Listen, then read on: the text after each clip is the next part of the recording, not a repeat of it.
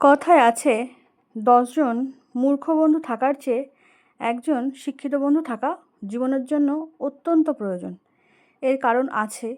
এর কেন বললাম এই কথাটা সেটা অবশ্যই তোমাদের সঙ্গে শেয়ার করব। তার আগে বলি আজকে কী রান্না করছি। আজকে হলো 8 জুন। আজকে রান্না করব দই কাতলা।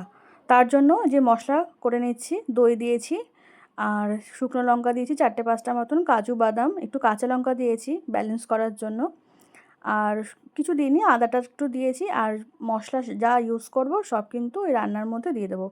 যেগুলো মিক্সিতে বাটতে হবে সেগুলো একটুখানি বেটে নিয়েছি। কড়াইতে সর্ষের তেল গরম করে নিয়েছি। ওই মাছ যখন ভাজছিলাম তারপরে একটু তেল ছিল, তার মধ্যে আর একটু পরিমাণে তেল দিয়েছি, একদম কম হয়ে গেছিলো। তার মধ্যে দিয়েছি ফোড়নে তেজপাতা, শুকনো লঙ্কা আর সাদা জিরে।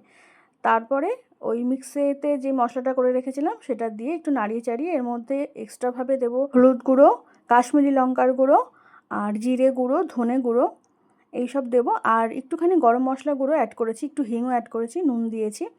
সব কিছু দিয়ে ভালো করে কষাবো। যতক্ষণ না পর্যন্ত তেল ছাড়ছে ততক্ষণ পর্যন্ত কিন্তু এটাকে নাড়াতে হবে। এরপর নাড়াতে নাড়াতে তেল ছেড়ে দিলে দেন মাছগুলোকে দিয়ে দিতে হবে। একটুখানি অল্প পরিমাণে জল অ্যাড করতে হবে মাছগুলো একটু সিদ্ধ হওয়ার জন্য। তারপরে নামিয়ে ফেলবো। কষা কষা মতন থাকবে, বেশি ঝোল থাকবে না কিন্তু এই রান্নায়। দেখতে পাচ্ছ কেমন তেল ছেড়েছে। এবার তোমাদের সঙ্গে বলি যে আমি কথাগুলো কেন বললাম যে 10 জন মূর্খ বন্ধুর থেকে একজন শিক্ষিত বন্ধু থাকা জীবনে অত্যন্ত প্রয়োজন নয় ওই 10টা মূর্খ বন্ধু থাকার জীবনে। তাদেরকে যদি কেউ থেকে থাকে তাদেরকে ত্যাগ করো। হয়তো আমার সঙ্গে আমি যে যুক্তিগুলো খাড়া করব, কেউ হয়তো আমার সঙ্গে না একমত হতেও পারো, আবার কেউ হতেও পারো একমত, তাই না? তো চলো আমি আমার মতামতটা তোমাদের সঙ্গে শেয়ার করি। আর আমি কিন্তু এটা একদম ব্যক্তিগত অভিজ্ঞতা থেকে বলছি। ধরো তোমার 10খানা মূর্খ বন্ধু রয়েছে, তুমি এবার কোনো প্রবলেমে পড়লে, এবার সেই প্রবলেম থেকে ওভারকাম করার জন্য কিন্তু ওই 10টা বন্ধুর কোনো তোমার ভালো মতো যুক্তি দিতে পারবে না, কোনো সাহায্য করতে পারবে না। তোমাকে কী করবে, ওই হয়তো ওই একই সমস্যার মধ্যে পাক খাওয়াবে, গোল গোল করে পাক খাওয়াবে, আদারওয়াইজ তোমাকে কোনো বাজে একটা কোনো পথে নিয়ে যাবে।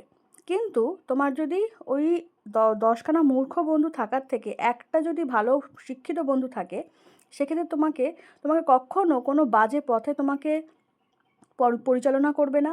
আর তোমাকে শুভ বুদ্ধি দেবে যে ওই সমস্যাটা থেকে ওভারকাম করার জন্য তোমাকে কি কি পদক্ষেপ নিতে হবে, তাহলে তুমি ওই জায়গাটা থেকে বেরিয়ে আসতে পারবে। আবারও হয়তো তুমি কোনো টিম ওয়ার্ক করছো, সেগুলো একটাও পড়াশোনা জানে না, মূর্খ, অশিক্ষিত, তখন ওই টিম ওয়ার্কটা যখন তোমরা ফেলিওর হচ্ছ, হয়তো হতেই পারে, যে কোনো জিনিসের আপ অ্যান্ড ডাউন থাকতেই পারে, তখন তুমি যদি ফেলিওর হও, ওই 10খানা মূর্খ ব্যক্তি তার ফেলিওরের দোষারোপটা সম্পূর্ণ তোমার উপরই বর্তিয়ে দেবে। বলবে তোর জন্যই এটা হয়েছে, তুই এটা করেছিস বলে তোর জন্যই এই আমরা সমস্যায় পড়েছি। কিন্তু কোনো শিক্ষিত মানুষের সঙ্গে তুমি থাকো, তখন তারা বলবে না যে তোর জন্য হয়েছে, তখন তারা বলবে ঠিক আছে সমস্যা হয়েছে, এটা টিম ওয়ার্ক, আমরা এটা থেকে কী করে ওভারকাম করব তার দিকে আমরা নজর রাখবো।